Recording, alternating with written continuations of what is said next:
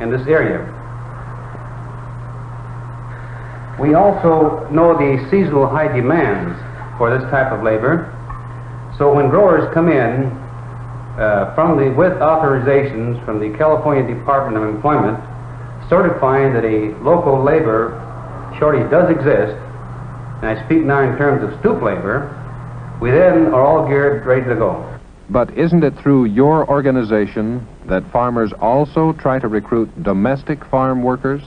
Yes, that's true. Here is an example of several ads that we run locally in an attempt to attract stoop labor. We also have used radio as a means of recruitment in states such as Texas and Arizona. The results of this recruitment effort, as it applies to picking pears, peaches, and apricots, has been fairly good. However, as it pertains to stoop labor, the results were practically nil. Doesn't the Department of Employment supply a good deal of the stoop labor required? Yes, sir. But even with their excellent organization and their experienced personnel, they are unable to supply us with all the stoop labor that is needed in this area. For example, during the 15-day recruitment effort on the part of the California Department of Employment, we requested these number of workers. We had daily transportation available at the Farm Labor Office. As a matter of fact, we requested over 1,100 workers. The Department of Employment was only able to recruit 725. This immediately created a shortage of stoop labor of over 450 workers. And this is where the Mexican national comes in, where the local labor will not. Thank you, sir, very much. And so, in practically all such jobs, the farmer has all the domestics he and the recruiting agencies can find, plus braceros to fill the gap. The entire crew, domestic or foreign, is paid at exactly the same rate. But, and this is very important, even after the braceros are at work in the fields, domestic workers still have priority. The federal law is specific about this. Any local who wants to work has transportation all ready to take him out to the field, where the farmer must take him on, even if it means pulling out a bracero to whom he is already committed by contract. Yet, even with free transportation provided by the farmers, it is seldom that a bracero is made idle. Now, what about the treatment of braceros? Are they mishandled or mistreated in any way? The gentleman at the center of this scene is Senor Antonio Islas, the Mexican consul very close to the bracero program. Listen to what he has to say on this question. First of all, let me clarify a point. These men I'm speaking to are no wetbacks. The name applies to Mexicans who enter your country illegally. These men I speak to are known as braceros.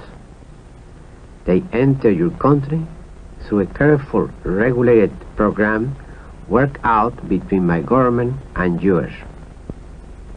Now to your question as to how the braceros are treated, the best proof they are well treated is that the Mexican government has allowed the continued temporary immigration of the workers, and that a great number of them have returned here many times. The international agreement for this program set up the highest possible standards for working conditions, living quarters, food, and welfare for the Mexican worker.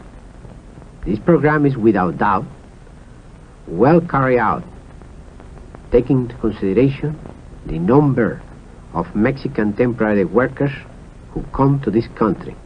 I find that very few misunderstandings arise and very few errors are committed. Both Mexico and the United States benefit from this program.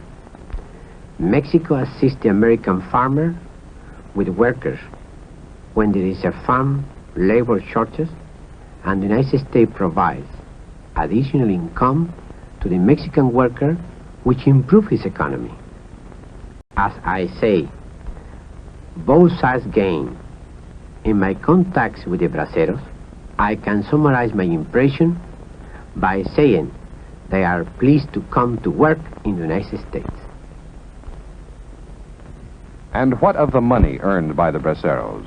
Is it all, as some people claim, drained out of this country? Hardly. Look at the braceros when they come here. It is obvious they need a great many things, like clothes, for instance. Where do they spend their money? As a local merchant put it, as a matter of fact, they spend a great deal of their money right here. They buy clothing and other domestic items such as transistor radios, luggage, home furnishings, items that aren't readily available back home. Take a look at the braceros when they come into this country, and again when they leave. They have brand new shirts, pants, shoes, all items bought right here locally. Let's look at this in a little different angle. The stoop labor situation being what it is, I don't see how the local farmers can get along without braceros. Without this source of labor, many farmers are going to be unable to make a profit. And we sure don't want this to happen because the farmer is still our best customer. yes, with the domestic supply of farm labor being inadequate, braceros are a must. But some people say to the farmer, well, make the pay high enough and you'll pull in all the domestic labor you need. the fact is that farm wages have gone up steadily for many years, but we still don't have enough seasonal domestic labor willing to do this kind of work.